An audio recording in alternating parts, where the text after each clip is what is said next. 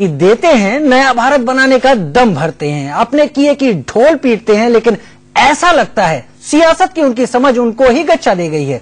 मोदी आडवाणी को तो हाशिए पर रखने के लिए एड़ी चोटी का जोर लगाए हुए हैं और लालू यादव के साले साधु यादव के लिए दोनों बाहें फैला देते हैं।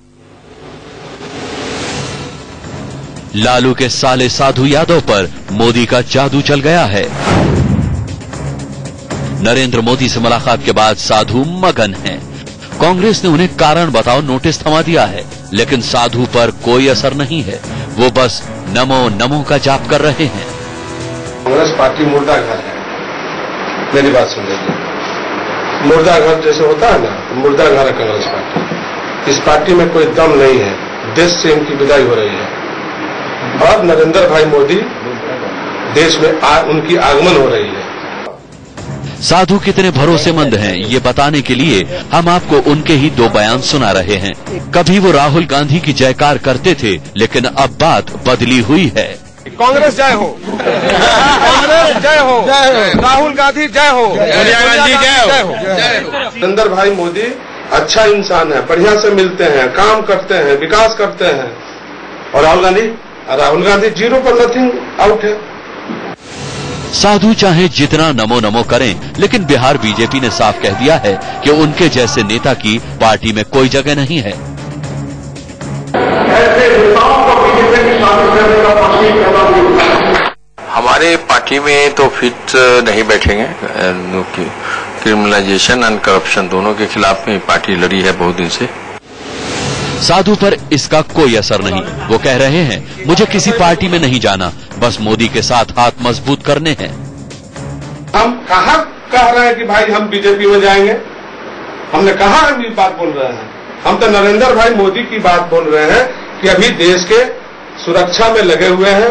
देश को चाहते हैं कि देश को सुरक्षित रखें, देश को बचाएं। सवाल ये है कि आखिर साधु को बीजेपी में नहीं जाना तो वो किस मकसद से गांधीनगर मोदी से मिलने पहुंचे थे? और बीजेपी साधु को कोई तवज्जो देने को तैयार नहीं है, तो नरेंद्र मोदी ने उन्हें पूरे 45 मिनट क्यों दिए? जबकि वो ऐसे करिश्माई नेता भी नहीं है कि उनके आने से बिहार बीजेपी का कायापलट हो जाए।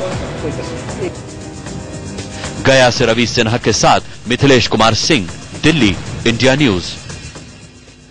हमारे साथ इस मुद्दे पर बातचीत करने के लिए दिल्ली से यतीन्द्र तो मौजूद हैं ही, साथ ही पटना से विनायक भी जुड़ गए हैं। पटना, सबसे पहला सवाल साधु यादव मुद्दे पर पटना से विनायक आपसे पूछना चाहूंगा कि क्या बिहार बीजेपी के नेताओं को इस साधु का प्रवचन मंजूर नहीं है?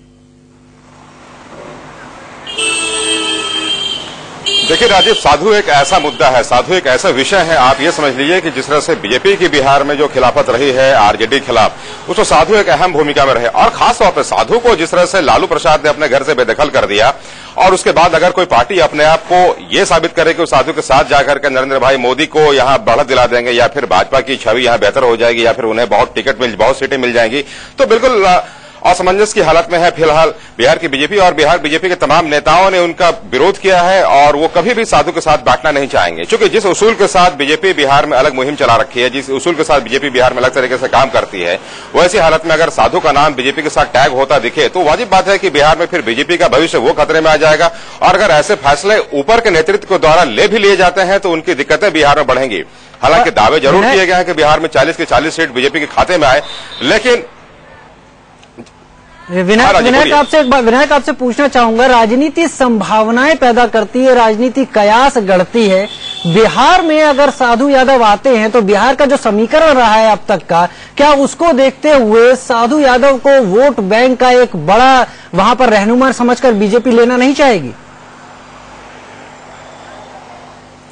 राजीव, अगर मैं साधु यादव का जो भी बैकट्रैक है, जो उनका प्रोफाइल अगर मैं आपको बताऊं तो वाकई साधु कितने वोट लाने वाले हैं ये समझना बहुत आसान हो जाएगा। साधु यादव 2009 के लोकसभा चुनाव में मोतिहारी से शिरकत किए थे कांग्रेस के टिकट पे, और वहां उनकी जमानत रद्द हुई थी, जमानत जब्त हुई थी। उसके बाद फिर साधु 2010 में गोपालगंज विधानसभा क्षेत्र से विधानसभा में अपने भाग को आजमा के देखा, वहां भी वही हालत हुए साधु के, वहां भी उनके जमानत जब्त हो गए।